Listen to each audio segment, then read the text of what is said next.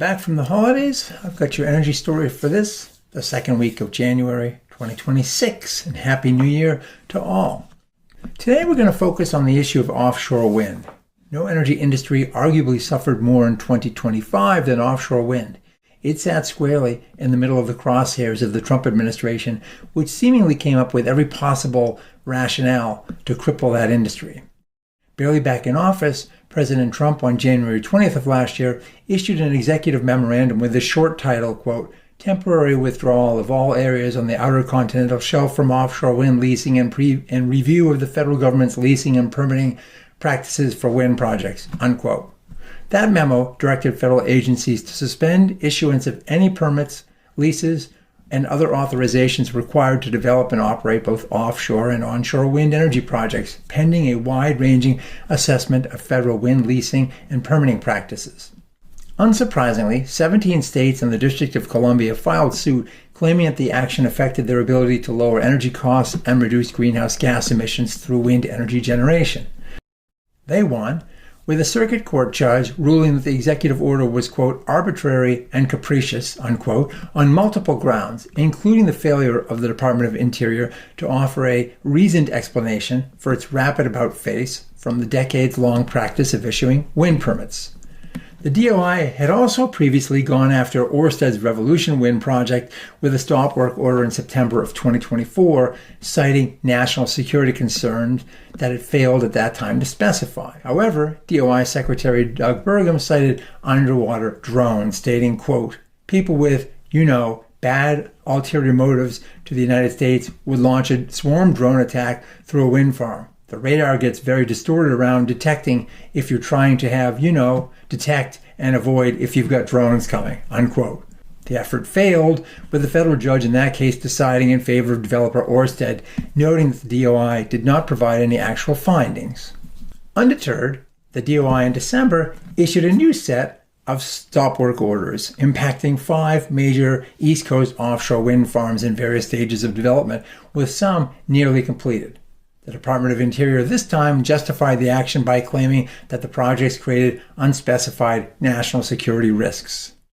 The damage from this most recent salvo has been considerable, with the latest news being that Massachusetts, on December 30th, once again delayed finalizing offtake contracts for 2 projects, Ocean Wind's South Coast Wind and Iberdrola's New England One, together totaling 2,078 megawatts of capacity.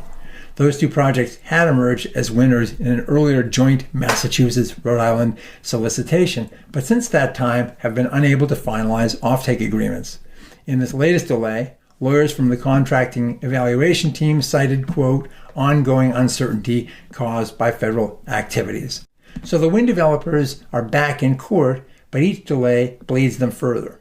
Last week, the 700-megawatt Revolution Wind project that sits off Rhode Island, owned by Ørsted and Global Infrastructure Partners, requested an injunction against that stop work order, noting that resulting delays are costing the project over $1.4 million every day, with over $5 billion already sunk into that endeavor. For its part, Equinor's 800-megawatt Empire Wind 1 project off New York also filed a similar complaint on the same day, claiming the order is, quote, "unlawful and threatens the progress of the ongoing work," unquote. This is the second delay aimed at Empire Wind, which was targeted with an initial stop work order last April, costing it an estimated $200 million. That order was also rescinded by a federal judge. In its most recent action, Revolution Wind argues that the DOI's Bureau of Ocean Energy Management had previously reviewed the wind project's potential impacts to national security, with previous and extensive reviews from Department of Defense, U.S. Coast Guard, and the Federal Aviation Administration. It further noted that in November of 2024, it had agreed to a mitigation plan with the DoD and the Air Force specifically to address national security risks and any potential adverse effects on military operations and readiness, including radar systems. It's hard not to conclude that the current administration is simply looking for any evidence to kill these projects. Interior Secretary Doug Burgum claimed last month that the projects could pose risks because, quote, "relevant adversary technologies were developing quickly," unquote, referring to national security risks, quote, "identified by the DoD in recently completed classified reports," unquote. Utility Dive then noted in its article on the topic that in a post on X, Burgum went after the economics of the projects, characterizing them as expensive, unreliable, and heavily subsidized. Empire Wind, in fighting back, also argues that the terms of the lease specify that advance notice will normally be given before requiring a suspension or evacuation. And that's really what's at stake here. Either the projects are a threat to national security, in which case countermeasures could probably be developed if necessary, or they're not. But rule of law would suggest an orderly process that is not so apparently politically driven or vindictive. This type of precedent allows future presidents to take the same actions against other investments, maybe in some future day a pipeline or offshore drilling leases into which billions have been invested. That's one reason some oil companies' executives have warned against the current administration's approach. Perhaps most notably, Colette Hurstius, president of Shell USA, and ExxonMobil's CEO Darren Woods have both expressed concerns about this approach to permitting, with Woods commenting publicly that the policy zigzags between administrations is, quote, detrimental to business, unquote.